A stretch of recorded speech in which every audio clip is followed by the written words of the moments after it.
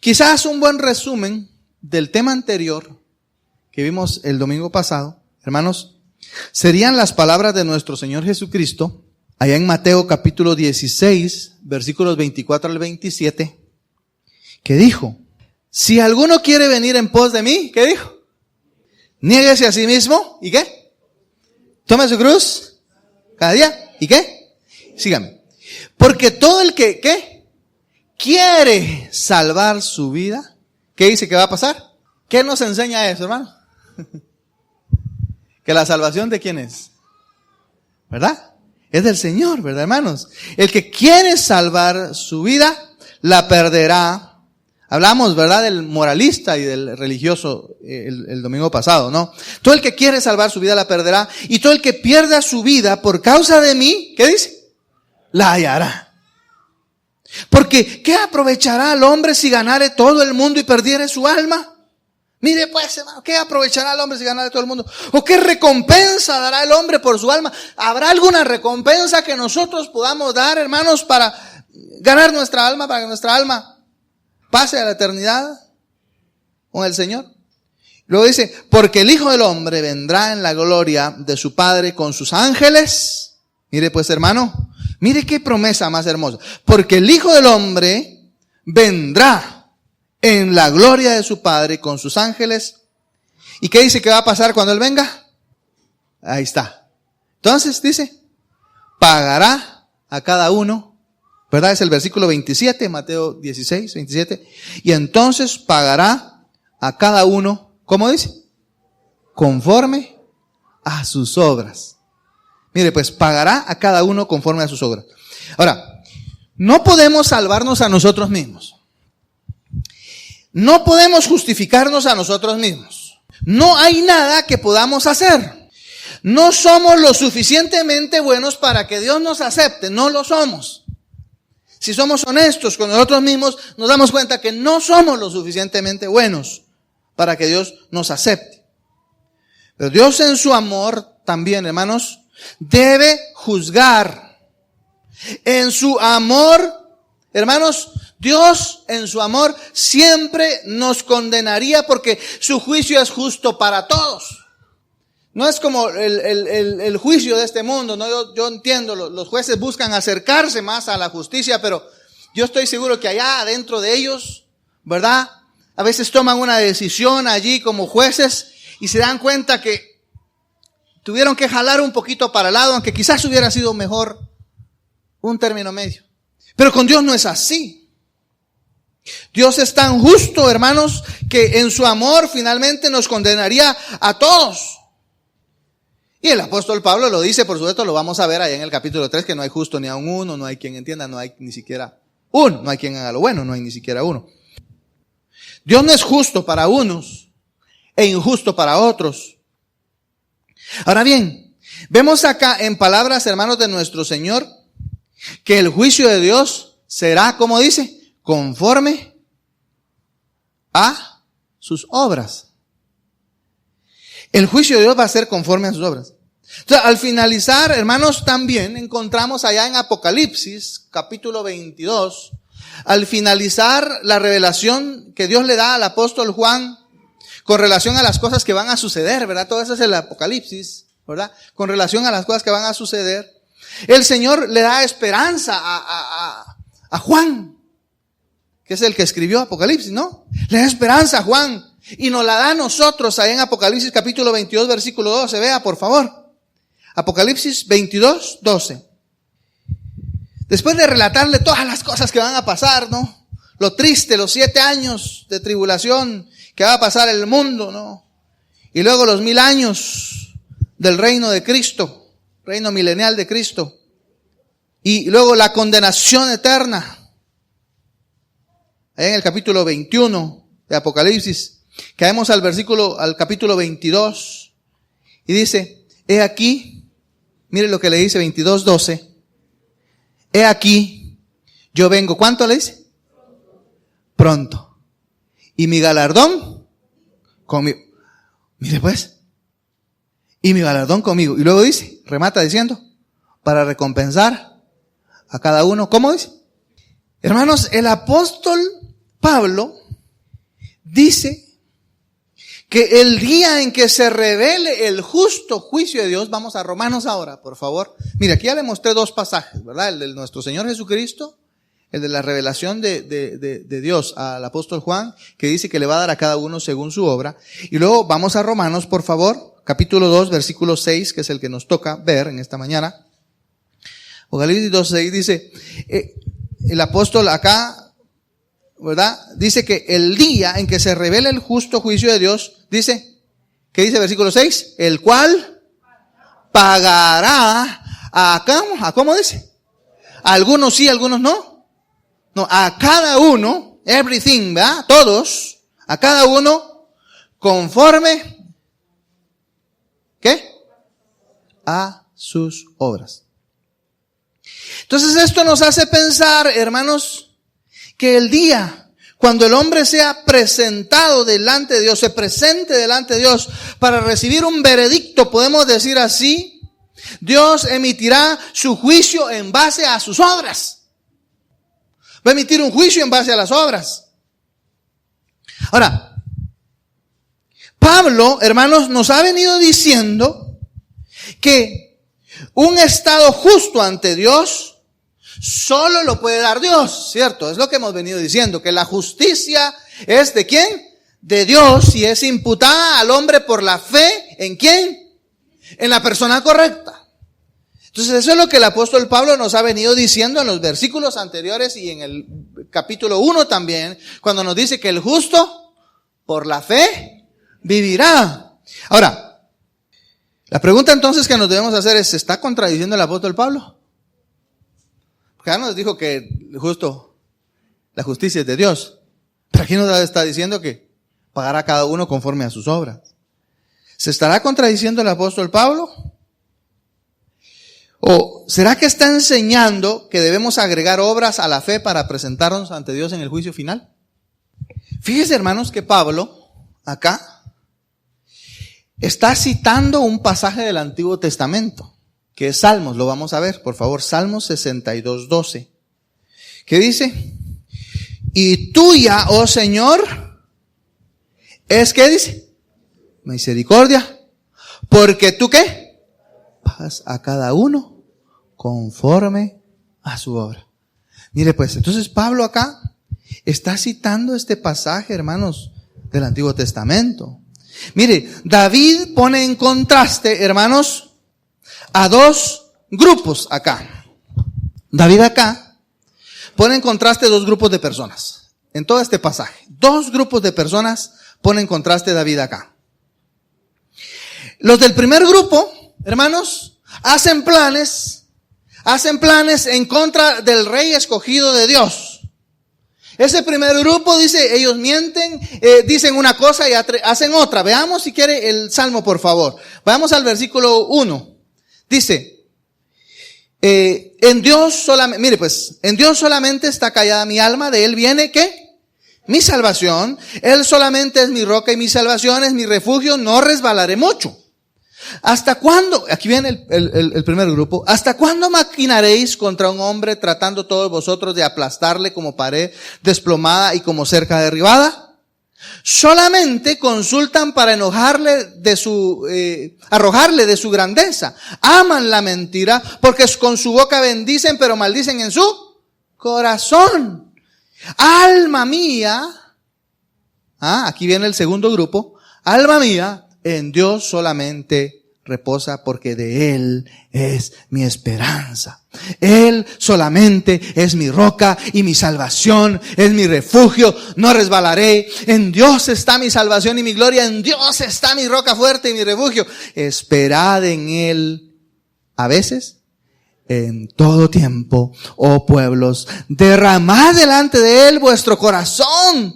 Dios es nuestro refugio. Por cierto, vanidad son los hijos de los hombres, mentira los hijos de varón, pesándolos a todos igualmente en la balanza, serán menos que nada.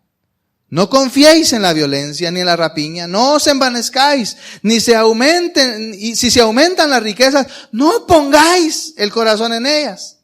Una vez habló Dios, 2 veces he oído esto, que de Dios es el poder Y tuya, oh Señor, es la misericordia, porque tú pagas a cada uno conforme a sus obras.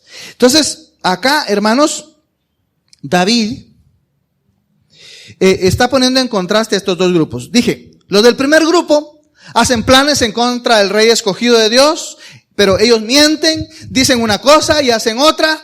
Son como la gente de la cual Pablo nos ha hablado en los primeros 5 versículos del capítulo 2. ¿Verdad? Son moralmente correctos, pero no se dan cuenta cómo está su corazón. Dice el versículo 3 y 4 del Salmo 62, con su boca bendicen, ¿pero qué? Maldicen en su corazón. Ya se imagina usted eso, ¿va? Abrazo, ¿verdad? Pero en su corazón, ¿verdad? Ahora, el segundo grupo, hermanos, dice que es aquel que ha hallado su descanso en Dios, ¿verdad? Versículo 8, por ejemplo, ¿no? Esperad en Él en todo tiempo, oh pueblo, derramad delante de Él vuestro corazón. Dios es ¿qué? Nuestro refugio. Ellos saben entonces, este segundo grupo, que de Él, de Dios, viene la salvación. ¿Qué dice el versículo 1 y versículo 7, no? Dios es mi salvación y mi gloria, es la roca que me fortalece. Mi refugio está en Dios. Entonces, este es el segundo grupo. Este grupo hace de Dios entonces el centro de su vida, ¿no? El centro de sus vidas. Y eso es lo que Dios va a recompensar. En el versículo 12 que dice, pagará a cada uno según lo merezcan sus obras. En la cita de Romanos, entonces el apóstol Pablo, hermanos, le está pidiendo tanto a personas incrédulas, como del que habla en el capítulo 1, como al moralista y religioso del que arranca en el capítulo 2, versículos del 1 al 5. El apóstol Pablo les está pidiendo que consideren lo que hacen. Los está llamando a una reflexión para que piensen cómo está su vida, lo que están haciendo o lo que están dejando de hacer. ¿Verdad? Ninguna de las dos personas se han arrepentido. Por eso dice en el versículo 5, ¿no? Por tu dureza de tu corazón. ¿Qué dice? Por Romanos 2:5. Por la dureza de tu corazón, no arrepentido. No arrepentido. En otras palabras, hermanos, ambos están buscando honor. Ambos están buscando gloria en ellos mismos, en lugar de rendirse a Él, en lugar de hacer lo que nuestro Señor Jesucristo dice en el pasaje que leímos de Mateo: venid en pos, aquel que quiera venir en pos de mí, ¿qué? Niéguese. Mire, hermano, venir en pos de Jesús es negarse a sí mismo. Esas dos cosas, hermanos, venir en pos de Jesús, ¿qué sería lo contrario de venir en pos de Jesús? ¿Ah? Es la idolatría, ¿verdad? Lo contrario de ir en pos de Jesús es la idolatría, es ir en pos de cualquier otra cosa, ¿no? Persona, ídolo. Y negarse a sí mismo, lo contrario de negarse a sí mismo, ¿qué sería? Esa es egolatría, ¿verdad? Entonces, si se dan cuenta, ahí están. Cuando hablamos de venir en pos de Jesús y negarnos a nosotros mismos, estamos hablando de idolatría hacia afuera y egolatría también. Entonces estamos hablando de las dos personas de las cuales el apóstol Pablo nos ha venido hablando en estos 2 capítulos. Tomar su cruz y seguirle.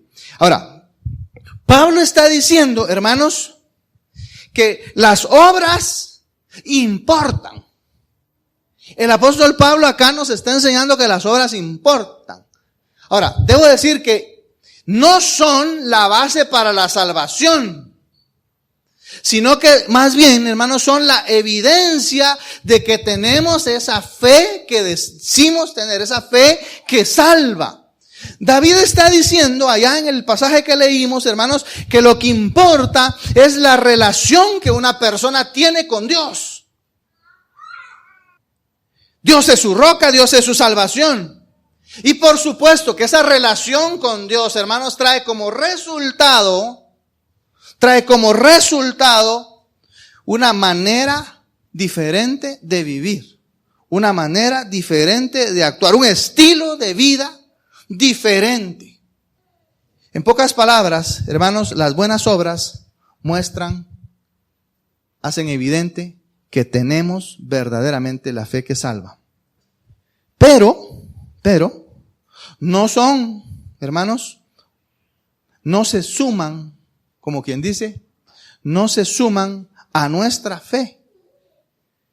No son algo que debemos agregar a nuestra fe, sino que son un resultado de ella. No se suman a nuestra fe para darnos salvación. Ya somos salvos. Y como resultado de eso, entonces hay buenas obras. Es como, se lo explico con un ejemplo. Es como un árbol. Un árbol, imagínese usted un árbol grande que tiene muchas frutas en sus ramas. ¿Qué evidencian esas frutas? ¿Qué es lo que evidencian esas frutas ahí en el árbol? Evidencian que el árbol está vivo, ¿cierto? Porque un árbol muerto ni hojas tiene. Ahora, le pregunto, ¿esas frutas le dan vida al árbol? ¿O son una evidencia de que está vivo? Porque imagínense, se caen todas las frutas. Entonces está muerto el árbol. ¿O está vivo? Ahora, hermanos, ese árbol, ese mismo árbol grande, usted puede visualizar ahí sus raíces, ¿verdad? Hermanos, las raíces le dan vida al árbol. El árbol podía botar las frutas y aún estar vivo y producir nuevamente fruta.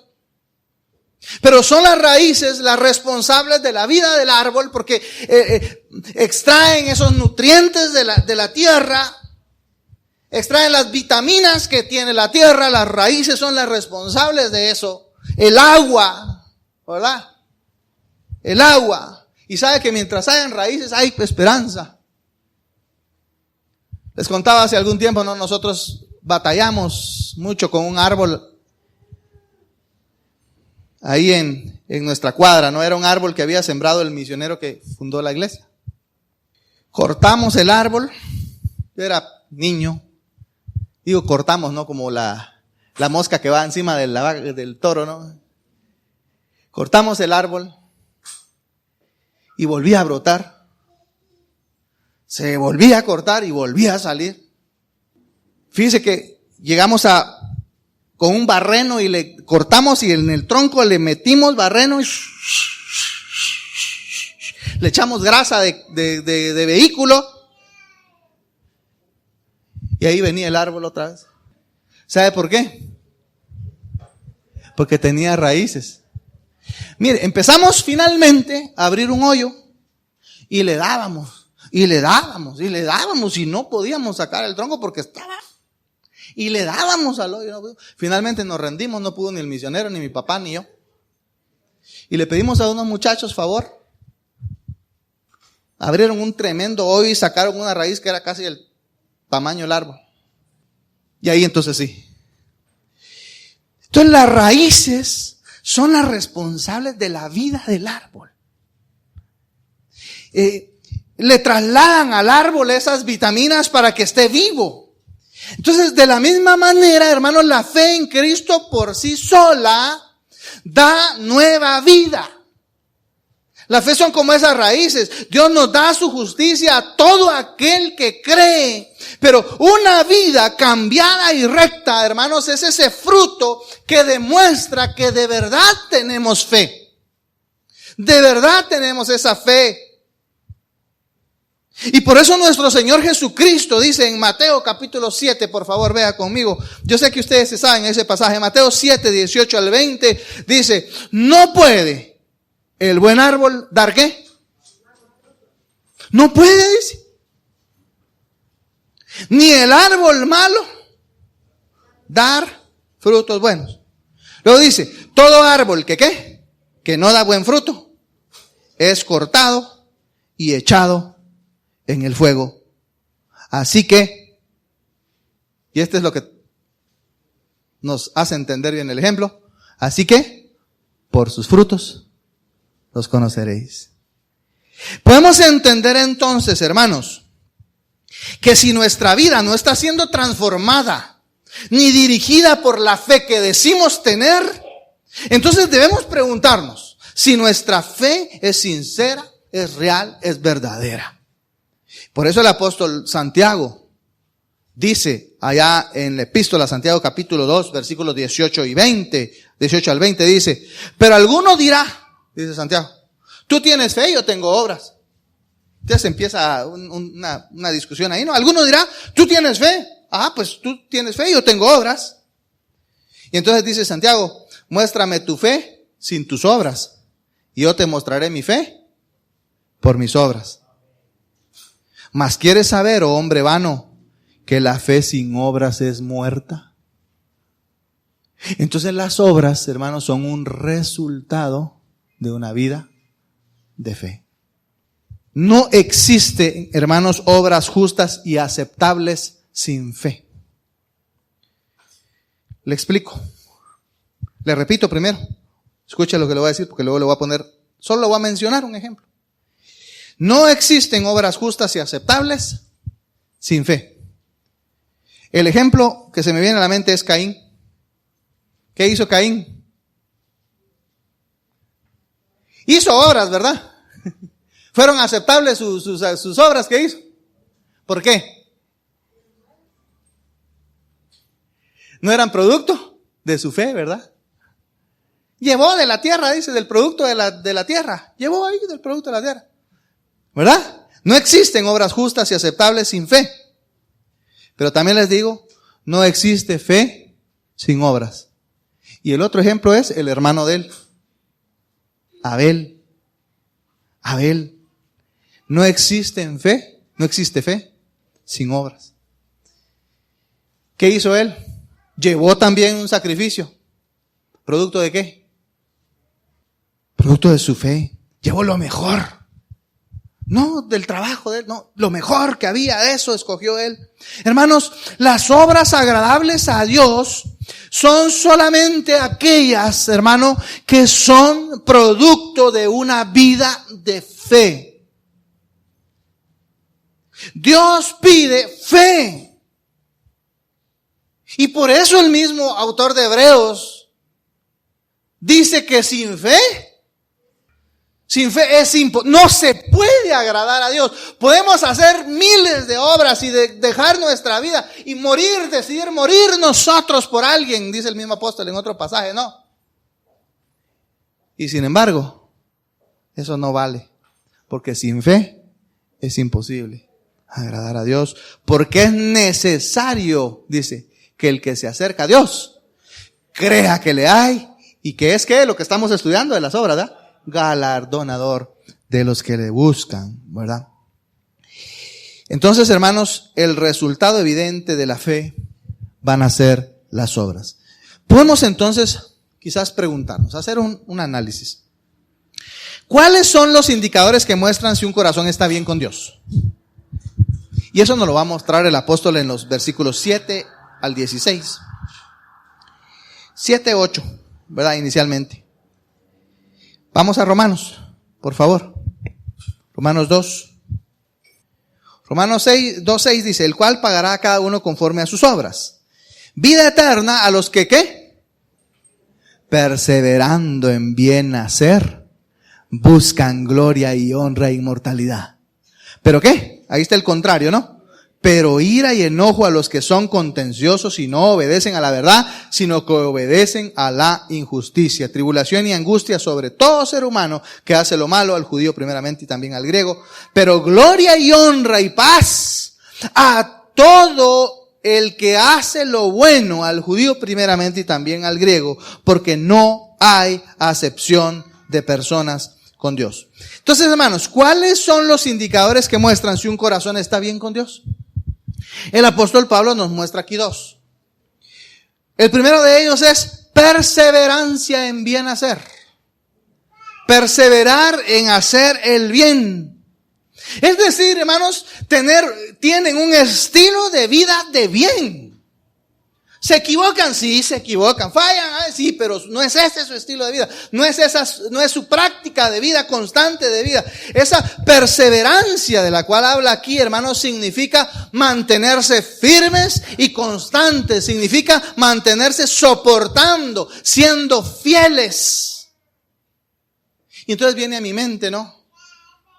allá nuestro Señor Jesucristo nuevamente, con aquellos a los que les dio talento, ¿verdad? ¿Qué les dijo? En lo poco fuiste, ¿qué? Eso es perseverando en bien hacer. Fieles. Es decir, que no solo empiezan, sino que también terminan. No viven una vida inconstante, con altibajos permanentes. Su vida es de altibajos permanentes. No ceden ante las dificultades. Vienen los problemas, sí, pero no ceden, siguen firmes. Es más o menos como el apóstol Pablo le dice a los Gálatas, allá en Gálatas capítulo 6, versículo 9, le dice, no nos cansemos pues de hacer el bien. ¿Por qué? ¿Sí qué? Si no desmayamos. El mismo autor de Hebreos dice, corramos con paciencia la carrera que tenemos por delante, puestos los ojos en Jesús, el autor y consumador de la fe. Un segundo elemento es, hermanos, de aquellos que tienen un corazón sano para con Dios. Buscan gloria, versículo 7, ¿verdad? Buscan gloria, honor e inmortalidad, dice el pasaje. El primero dijimos que es perseverancia en bien hacer, pero el segundo es buscan gloria, honor e inmortalidad. Es decir, hermanos, que las obras que hacen no son para su propio beneficio, porque están pensando en las cosas ¿qué? Eternas. Honra, gloria e inmortalidad, ¿verdad? Se amarran las tres ahí. Sus obras que hacen las están haciendo no para beneficiarse a sí mismo, no para satisfacerse a sí mismo, hermanos, sino pensando en las cosas eternas. Las hacen porque quieren tener un carácter más parecido al de Dios. Están visualizando las cosas eternas, no están visualizando las cosas de esta tierra. Están visualizando las eternas. Y entonces, leímos el pasaje, su recompensa va a ser vida eterna. Vida eterna. Ahora, ¿cuáles son los indicadores que evidencian que alguien no está bien con Dios? Ya dije dos, que sí están bien con Dios, ¿no? Alguien que sí está bien con Dios. Perseverancia en bien hacer. Y número 2, buscan gloria, honra e inmortalidad. Pero aquel que no está bien con Dios, el versículo 8 no lo explica. Miren, el primer indicador de que alguien no está bien con Dios es el egoísmo. El egoísmo. Dice la Nueva Traducción Viviente en ese pasaje, versículo 8, dice, los que viven para sí mismos. Me gusta mucho esa traducción viviente en esta parte. Los que viven para sí mismos. ¿Cómo se le llama eso? Egoísmo, ¿verdad? El que vive para sí, que quiere satisfacerse a sí mismo y que quiere para sí mismo hacerlo todo, ¿verdad? Es decir, aquellos que viven para sí con un estilo de vida de satisfacción personal, buscan ser sus propios salvadores. O esto se puede hacer, hermanos, ya sea por un estilo de vida incrédulo, vivir para sí, ¿no? Se puede hacer, hermanos, ya sea por un estilo de vida incrédulo, aquellos que viven solamente para satisfacerse a sí mismos, estilo de vida incrédulo, licencioso. O se puede hacer también, hermanos, por medio de un estilo de vida moral y religioso. ¿Verdad? Salvarse a sí mismo, ¿no? Por eso estamos viendo hoy el tema de las obras como un resultado de la salvación y no como para salvación. Ahora, un segundo elemento, hermanos, de alguien que es un indicador de que alguien no está bien con Dios, es que niegan a obedecer la verdad, versículo 8, y viven entregados a la maldad. Así dice la Nueva Traducción Viviente. Niegan a obedecer la verdad y en cambio viven entregados a la maldad. Nuestra versión 60 dice, pero ira y enojo a los que son ¿qué? Contenciosos y no obedecen a la verdad, sino que obedecen a la injusticia. Entonces, la traducción viviente dice, niegan a obedecer a la verdad y viven entregados a la maldad. Hermanos, esto significa que no tienen la disposición de sujetarse a la verdad fuera de las convicciones propias. Es decir, quieren vivir su estilo de vida como ellos piensan que deben vivir y no tienen la disposición de sujetarse a la voluntad de Dios. Mire, las personas no religiosas hacen eso de manera directa y evidente, ¿no es cierto? Porque ellos dicen a mí, yo pues no creo en la Biblia, no me interesa la Biblia, lo hacen de manera evidente, ¿verdad? Pero las religiosas, de las cuales habla de los versículos 1 al 5, también lo hacen en su corazón. Aparentan vivir según la palabra, pero ¿qué? Ignoran la misma palabra que enseña que no podemos salvarnos a nosotros mismos. Porque hay un solo mediador, un solo salvador entre Dios. ¿Quién es? Jesucristo. Y entonces terminan rechazando al único y suficiente Salvador del mundo. No rinden su voluntad a la voluntad de Dios. Fíjese, hermano, que en este pasaje el apóstol menciona 2 veces y dice al judío primeramente y también al griego. Esto nos muestra, hermanos, algo bien precioso, y es que con Dios no hay favoritismos. Con Dios no hay, hermano. No hay acepción de personas. Nosotros a veces pues tendemos, no hay personas que nos caen bien, otras que no nos caen muy bien, algunas pues sí, otras pues ahí las tragamos. Pero con Dios. Y damos gracias a Dios por eso, porque segurito le caeríamos mal a Dios. Lo importante, hermanos, para Dios no es quiénes somos, sino cómo vivimos. Lo que importa no es el origen de nuestra familia, si es un trasfondo cultural X o B, un trasfondo social, sino cómo decidimos relacionarnos con Dios. Algunos deciden negarlo, ¿verdad? Incredulidad directa y evidente. Otros deciden vivir moralmente correcto, aunque de todas maneras lo niegan. O vivir por fe en la persona correcta, el justo por la fe. En los versículos del 12 al 15, hermanos, de este pasaje hay 2 advertencias. Leámoslo, por favor. Dice: porque todos los que sin ley han pecado, sin ley también perecerán, y todos los que bajo la ley han pecado, por la ley serán juzgados. Porque no son los oidores de la ley los justos ante Dios. Mire pues, sino los ¿qué? ¿De qué está hablando entonces? ¿Verdad? De las obras, ¿no? Sino los hacedores de la ley serán justificados. Por cuanto los gentiles que no tienen ley hacen por naturaleza lo que es de la ley, estos, aunque no tengan ley, son ley para sí mismos, mostrando la obra de la ley escrita en sus corazones, dando testimonio de su conciencia y acusándoles o defendiéndoles sus razonamientos. Entonces aquí hay 2 advertencias. La primera es: hay un juicio tanto para los que saben como para los que no saben. Digo, los que saben lo que Dios manda y no lo hacen, van a ser juzgados. De igual manera que los que no conocen la ley.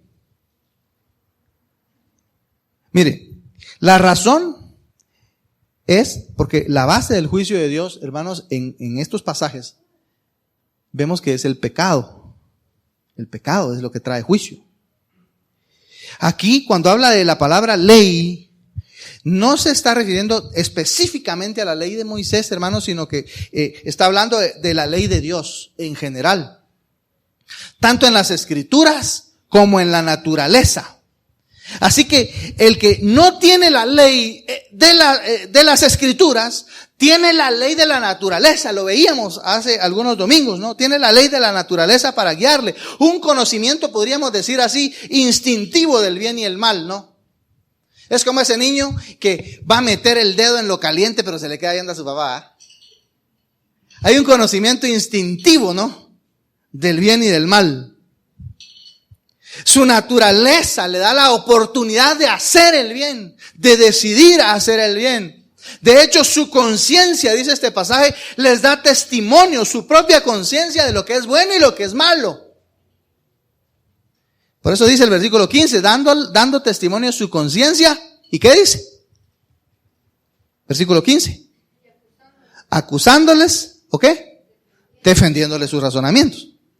Entonces, el juicio es para los que tienen y para los que no tienen un conocimiento directo de las Escrituras.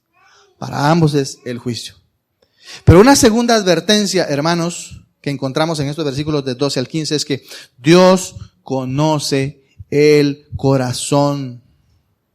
Dios, que conoce el corazón, no considera justos a los que oyen solamente la ley, sino a los que la cumplen. Versículo 13. Es que yo sí, yo me gusta oír vieja, yo escucho prédicas, yo escucho. Dios, que conoce el corazón, no considera justos a los que lo oyen la ley, sino a los que la cumplen. Alguien puede tener la ley, fíjese, alguien podría tener la ley, así yo tengo mi ley ahí. Alguien puede tenerla, alguien puede oírla, alguien incluso puede profesarla, saberla y hasta enseñarla, si usted quiere verlo así. Puede hasta enseñarla y sin embargo no hacerla, no vivirla. Era como los religiosos es como los religiosos del tiempo de nuestro Señor Jesucristo. ¿Usted se recuerda qué les dijo Él? Allá en Lucas capítulo 11, versículo 46.